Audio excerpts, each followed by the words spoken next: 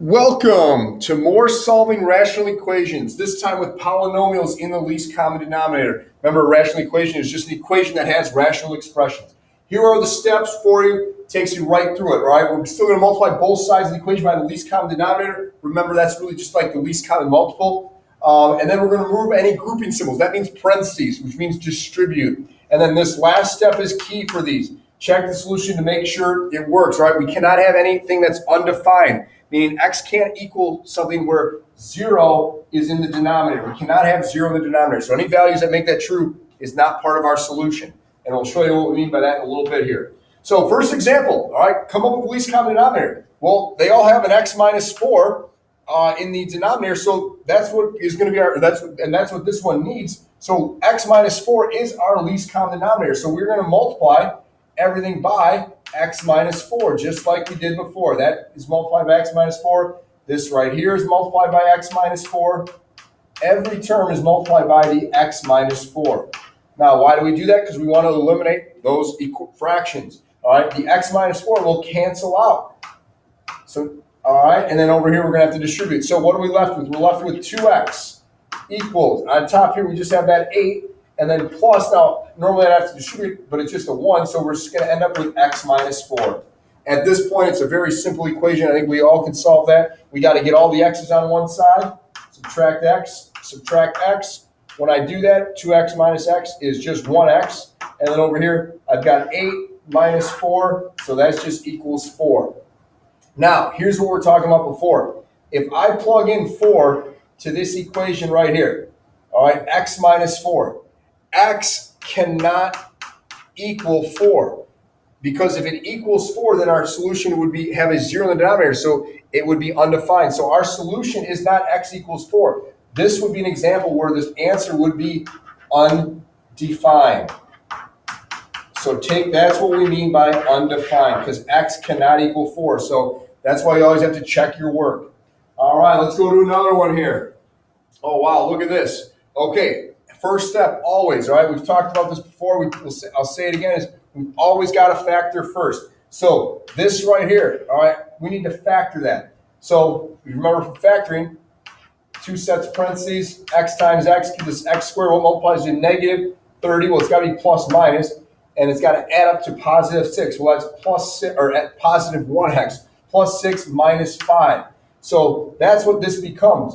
Now we look, all right, what would our common denominator be? Well, that would be our least common denominator. Our least common denominator is going to be x plus 6, x minus 5. This has the x minus 5, it needs the x plus 6, and that has the x plus 6, it needs the x minus 5. So we're going to multiply every term by x plus 6, x minus 5.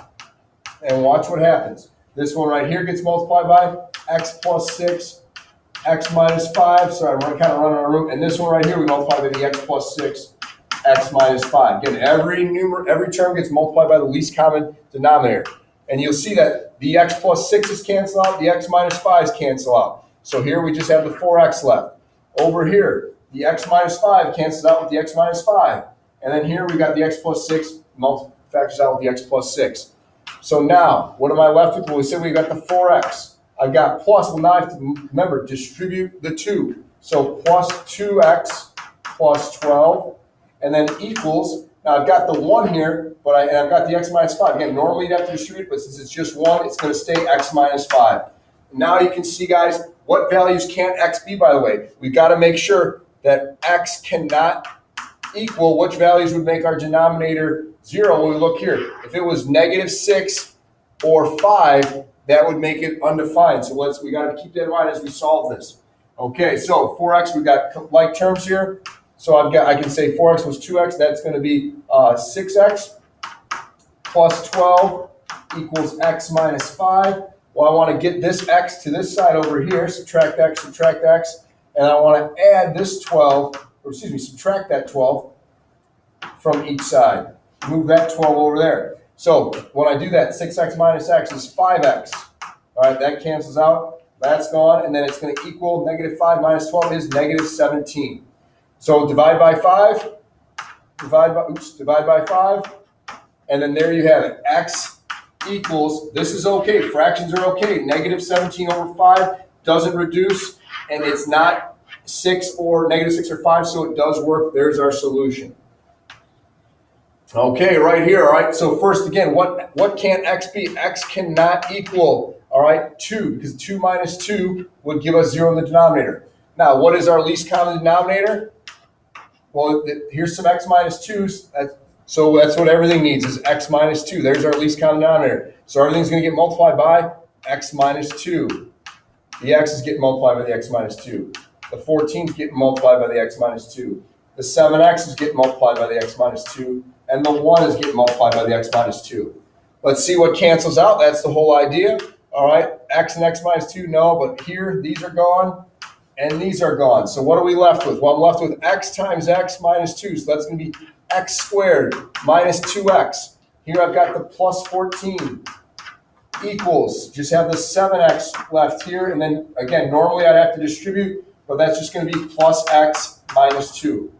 Okay, I've got an x squared. I know I'm going to have to solve by factoring, so we got to get it set equal to 0. So let's get all the x's on one side. So minus 7x minus 7x. Oh, and actually, let's do that first. All right, this is going to be a couple steps here. I could probably combine some more, but I don't want to confuse anybody. Minus 2 minus 7 is minus 9x plus 14 equals. That's gone, but I still have a plus x minus 2. Oops, sorry, it's x squared here. So now I want to get this x to the other side. Let's subtract this x, and then let's add 2. So we get the 0. So when I rewrite that now, all right, I'm going to have x squared minus 10x plus 14 plus 2 is plus 16. And that's going to equal, all that cancels out, so it equals 0. So now we got to solve by factoring. So I'm going to do my double parentheses. I'm going to move this out of the way here. Move that up there. So I'm going to solve by factoring. We know that it's going to be x and x. It multiplies to a positive, adds up, multiplies to a positive, adds up to a negative. So we know it's going to be negative, negative. What multiplies to 16 that adds up to negative 10? Well, it's going to be negative 8, negative 2. All right, so that equals 0. So I'm not done. All right. One of these has to equal 0. So that means that x has to equal 8. Or it has to equal, because 8 minus 8 is 0, or 2 minus 2 would be 0. So x has to equal 8 or 2. But we said right here, x cannot equal 2. So this is not one of our solutions, because that would make it undefined. So our final answer then is just simply x equals 8. So there you have how to solve rational equations with polynomials in the denominator. Again, make sure to check those answers so they're not undefined.